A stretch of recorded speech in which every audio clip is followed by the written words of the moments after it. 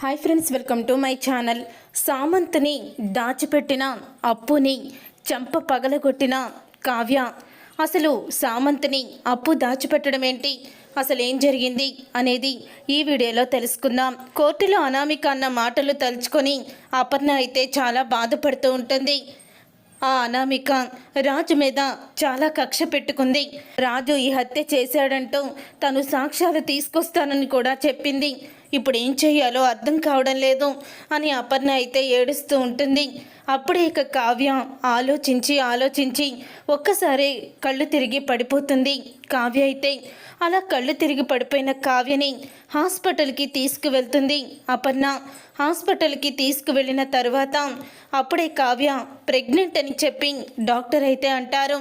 ఇక కావ్య ప్రెగ్నెంట్ అనేసరికి అప్పుడే అపర్ణ అయితే పక్కనే ఉన్న సుభాష్తో అంటూ ఉంటుంది, ఇప్పుడు కోడలు నెల తప్పిందని ఆనందపడాలో, కొడుకు జైల్లో శిక్ష అనుభవిస్తున్నాడో దానికి బాధపడాలో తెలియడం లేదు.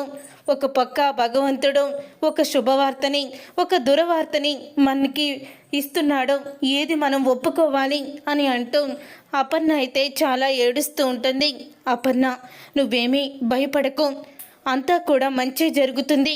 రాజు మంచివాడు, కావ్య మంచి మనసుకి ఎప్పుడు అన్యాయం జరగదు, మనకు తెలిసి మనం ఎవ్వరికి కూడా అన్యాయం చెయ్యలేదు అని అంటూ ఉంటాడు. సుభాష్ అయితే తర్వాత ఇక కావ్య ప్రెగ్నెంట్ అని చాలా ఆనందపడుతూ ఉంటుంది. ఈ విషయాన్ని రాజుకి చెప్పాలని తను అనుకుంటూ ఉంటుంది. ఇంతలో ఇక మెడిసిన్ తీసుకొస్తానని చెప్పి సుభాష్ వెళ్తాడు. అలా వెళ్ళిన తర్వాత అపర్ణ అయితే తెలిసిన వాళ్ళు వస్తే మాట్లాడుతూ ఉంటుంది. ఈలోగా అప్పు అయితే అదే హాస్పిటల్లో కనపడుతుంది కావ్యకి. అప్పు ఏంటి హాస్పిటల్కి వచ్చింది అని అనుకుంటూ ఇక అప్పుని వెతుక్కుంటూ వెళ్తుంది కావ్య. అలా వెతుక్కుంటూ కావ్య వెళ్తూ ఉండగా ఐసీయూలోకి అప్పు అయితే వెళ్తుంది. ఇక్కడ ఐసీయూలోకి అప్పుకేం పని అంటూ ఇక ఐసీయూ తలుపు దగ్గర కిటికీలో నుంచి లోపలికి చూస్తుంది కావ్య.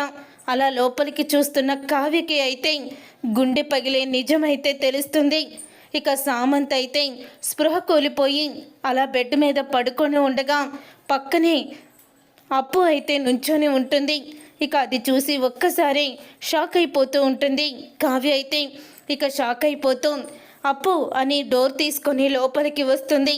ఇక లోపలికి వచ్చి సామంత్ బ్రతికే ఉన్నాడు కదా, సామంత్ బ్రతికే ఉంటే మరి ఎందుకు కోర్టుకి తీసుకువచ్చి సామంత్ బ్రతికే ఉన్నాడని నిజం చెప్పి మీ బావగారిని విడిపించలేదు?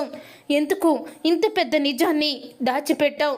నాకు కూడా ఎందుకు చెప్పలేదు అని అంటూ కావ్య అప్పు చంప పగలగొడుతుంది.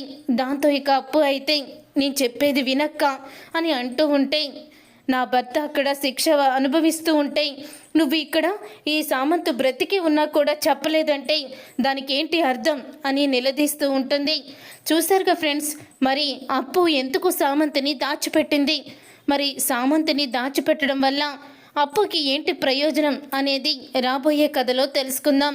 ఈ వీడియో మీకు నచ్చితే తప్పకుండా లైక్ చేసి ఛానల్ని సబ్స్క్రైబ్ చేసుకొని పక్కనే ఉన్న గంట సింబల్పై ఆల్ అని క్లిక్ చేయండి.